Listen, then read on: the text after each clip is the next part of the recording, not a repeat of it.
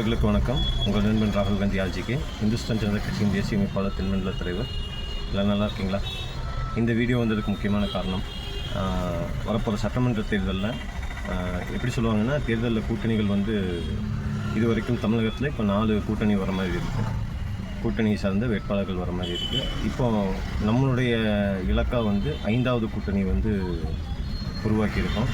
இந்த கூட்டணி பற்றின பெயர் அறிமுகம் மற்றும் கட்சிகள் ஆதரவு குறித்து 11/1/2026 அன்றைக்கு சென்னையில் மீட்டிங் நடந்தது. அந்த மீட்டிங் ஆர்கனைஸ் பண்ண அனைத்து மக்கள் புரட்சி கட்சி தலைவர் டாக்டர் ஜே செந்தில்ராஜ் அவர்களுக்கும் மற்றும் இந்த கூட்டத்தை எனக்கு அறிமுகம் செய்த அனைத்து ஓய்வூதியதாரர்கள் கட்சி தலைவர் முனியப்பன் அவர்களுக்கும், தாய்மொழி முன்னேற்றக் கழகம் திரு சிவசக்திவேல் அவர்களுக்கும் நன்றிகளை தெரிவிச்சுக்கிறேன். ஏன்னா இந்த கூட்டணியுடைய பெயர் அறிமுகங்கிறது பலதரப்பட்ட அரசியல் கொள்கைகளோடு இருக்கக்கூடிய 20க்கும் மேற்பட்ட கட்சிகள் அன்றைக்கி பார்ட்டிசிபேட் பண்ணியிருந்தாங்க. அதில் முக்கிய முடிவாக எடுத்து அந்த கூட்டணியுடைய தலைவராக நம்மளை நியமிச்சிருக்காங்க.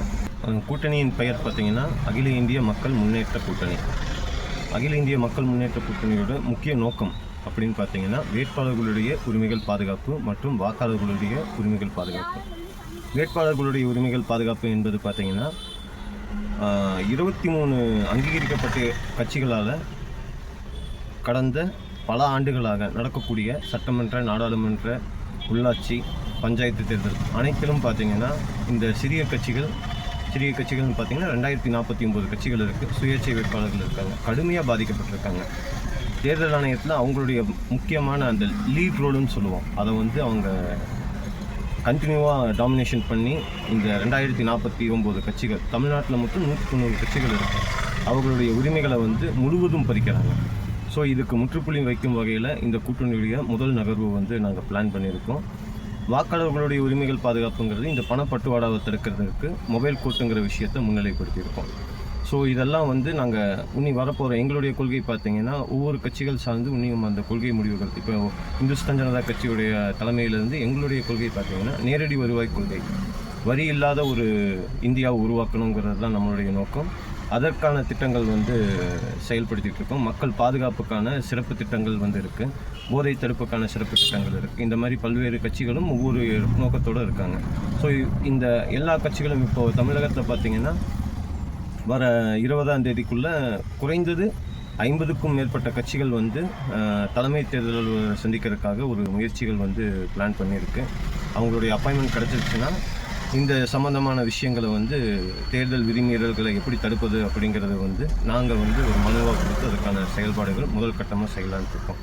இந்த அகில இந்திய மக்கள் முன்னேற்ற கூட்டணிக்கு மக்களுடைய ஆதரவு கண்டிப்பாக எங்களுக்கு அளிக்கணும்னு பணிவன்புடன் கேட்டுக்கொள்கிறேன். ஏன்னா உங்களுக்காக இத்தனை காலம் சமூக பணிகளில் நாங்கள் எல்லாருமே ஒவ்வொருத்தரும் ஒவ்வொரு பகுதிகளிலிருந்து கடுமையான முயற்சிகள் செய்கிறோம். எங்கள் கட்சிகள் பெயர்கள் வெளியே தெரியாததுக்கு காரணம் இந்த 23 அங்கீகரிக்கப்பட்ட கட்சிகளின் ஆளுமையினால தான். ஸோ ஒன்றா எப்படி சொல்லுவாங்கன்னா, இந்த ஊழல்வாதிகளோட நாங்கள் கைகோர்த்து நின்றால் மட்டும்தான் எங்களுடைய அடையாளம் வெளியே தெரியுங்கிற ஒரு சூழ்நிலை இருக்குது. அப்படி எங்களுக்கு அப்படி ஒரு சூழ்நிலை வேண்டாம்னு சொல்லி தான் இப்படி ஒரு கூட்டணியை நாங்கள் உருவாக்கியிருக்கோம். கொள்கை, மக்களுக்கான உரிமைகளுக்காக நேரடியாக குரல் கொடுக்கக்கூடிய தைரியம் கொண்ட இந்த கூட்டணி கட்சிகளுக்கு மக்கள் சிறப்பான ஒரு ஆதரவு கொடுத்து வரக்கூடிய சட்டமன்ற தேர்தலில் மாபெரும் வெற்றி பெற வைக்கணும். 234 தொகுதிகளிலையும் களம் காண உள்ளோம். ஸோ எல்லா வேட்பாளர்களுக்கும் உங்களுடைய ஆதரவு கண்டிப்பாக வழங்கணும் என்று பணிவன்புடன் கேட்டுக்கொள்கிறேன். நன்றி, வணக்கம், ஜெய்ஹிந்த்.